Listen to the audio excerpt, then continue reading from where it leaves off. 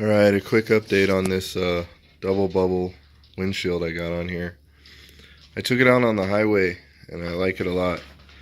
I think a combination between having this low Corbin seat and the KLR dash and the high windshield works pretty well.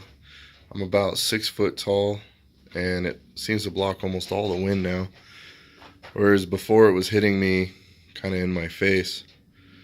This worked out pretty well. So I've got the KLR dash set to the highest spot.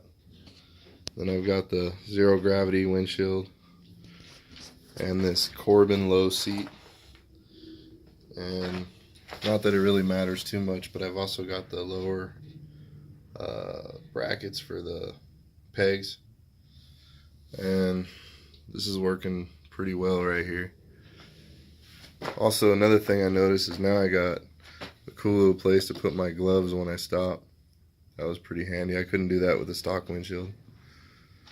So anyways, this setup works good for me. Thanks for watching.